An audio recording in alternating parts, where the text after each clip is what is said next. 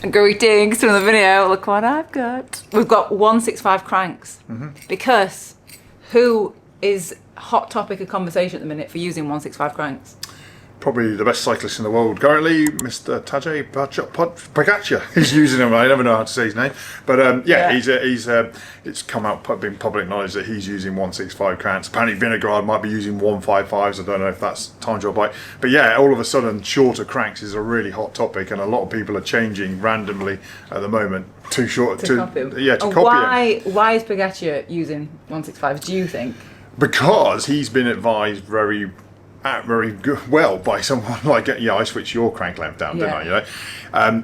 He's using shorter cranks because there's no need to use longer cranks. The research about 10-15 years ago started to tell us that basically in sub-max cycling, how long your crank is doesn't affect your ability to produce power. So it doesn't affect how well you can produce power. So at that point, why would you pedal a bigger circle than you need to? It's a parameter of the fit. So for example, for him, it'll mean that he can get even further forward over the bottom bracket and get even more power out. It also means that on some of those massive efforts he's doing, his knees put through less strain because it's not as circle.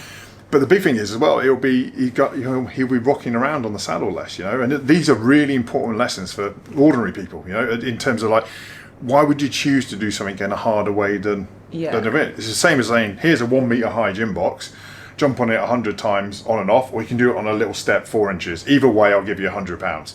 That is crank length. It's like, why would you choose? So when you go shorter cranks, what happens is your gearing changes, So you use slightly harder gears to match the same RPM. So all that's why would you want your knees and your hips and your back to do the work and not the gears? Yeah. So it means that if you have a shorter crank, you're basically effectively getting a lower gear. Yes, basically it changes your gearing, but decreases the amount of movement that you have to do to produce the same effort. So the one thing I think that's quite interesting about this hot topic is a bit like, I remember back in the day, because I'm a bit older than you, Casey, when Lance Armstrong was first came here, everyone said, you've got to cycle at 100 RPM, because Lance used to do it.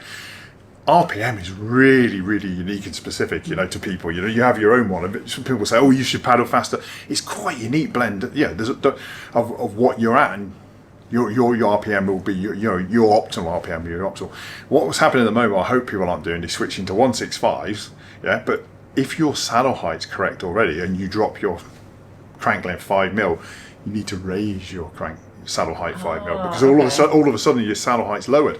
And what we get is, I'm quite right, people say, but the top dead center goes away. That's great. So remember, I'm a physiotherapist first and foremost, and after sort of 7-8 years working with you, being out in the real world, human beings, we tend to stiffen up in our hips first of all, So crank length for me is a real key thing to change, and we do it all the time with dramatic results, mainly for unlocking people's potential on the bike, power, comfort, everything. It can solve so many different things. Because that is why you recommended that I would go down to 165, because I was doing so much climbing and my hips were just sore and a bit tight because I had 170s, but then the shorter the crank meant that your hips don't have to get as acute, so it's not as closed off. So on those longer rides, or specifically like the endurance rides that I was doing, it wasn't kind of closing up as much. So if it's good enough for Počacar, then exactly. I'm glad he said it, because now I think you will definitely see what will happen now as the industry, and I have a bit of inside knowledge on this, but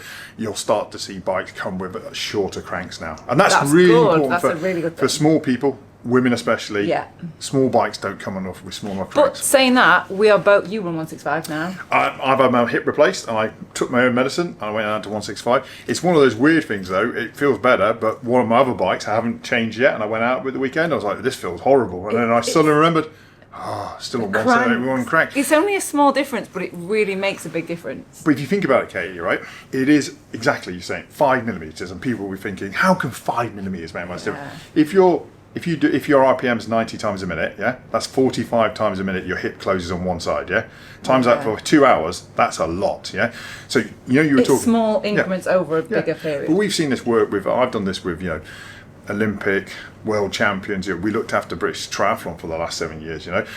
triathletes regularly now run shorter cranks so that when they get off the bike, their hips aren't as tight, so they can get into the run better, you know. Yeah. And it's a bit like, you know, when you get off the bike and you go for your coffee stop, and for 5 minutes your back's really stiff, and then it eases off. Yeah. That's nothing to do with your back normally. It's normally the hip flexor muscle, which comes off your one part of it. The psoas part comes off your butt, and it's just tight from being sat. It's a bit like jumping in an old Mini and driving to the top of Scotland. Okay. You'd be stiff when you got out, wouldn't you? 'Cause you've just been locked in.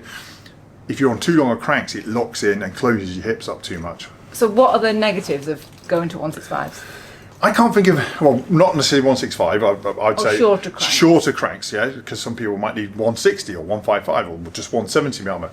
I can't think of anything negative as long as you address your saddle height and you correct your bike fit for it. Yeah, the negative thing will be blindly changing it and not recognizing that you're now on You need to change. Yeah.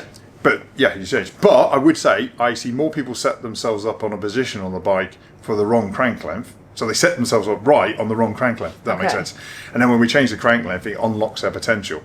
So I often take the analogy, like if you're on too long a crank length and your hips are closed up, but not only is it affect comfort, but it's literally the handbrake on power. You know, it's like, So I mean, just get short cranks. That's it. we need to start a short crank company. Short cranks. 165s. I mean, I don't know. Would I even go shorter than 165 now? Yeah, you could do. I mean, Might so try it's it. all about. If you remember that parameters of, like I talk about, there's no one ideal position. There's a bike fit window. Yeah. So there's a box around here, and you want to be in the box. You could be at the bottom of the box, at the back, or at the front of the box. This is the way I look at it. As we get older, our bike fit window gets narrower. Okay. Yeah? Does that make sense? Yeah. Because we get a bit older, a bit less flexible, whatever, and it changes. Yeah. When you shrink crank length, when you shorten crank length, it opens up your window. Okay, that's good. Yeah. It means you can get on the bike. And the things we used to do when you're 16, anyway, you jump on anyone's Wheelies. bike. Doesn't mean you're optimal, but it doesn't hurt you. It doesn't cost. Yeah, exactly. I think shorter good. cranks are really important in, like, as we get older, keeping your cycling injury-free, pain-free, achieving what you want us to do. And then the other last thing is, every time I mention shorter cranks, everyone's like, "Yeah, but the torque. I need the torque. I need the length." to be able Absolutely, to and push the torque with they're right. In the old in sub-max cycling, as I understand it, that's lower. That's like track sprint cycling. The crank length is relevant to torque then, you know, into the torque part of power, yeah. But above 30 RPM in what we call sub-max cycling, it's just not important any longer, yeah. So, and the research is really solid on that, really solid, yeah. It's been there for 10, 15 years. It just takes the world champion and Tour de France champion to say he's doing it, and then the whole world goes, "Yeah, I'll do it." That's it. I'll do it then. Yeah. Yeah. So, 165 cranks.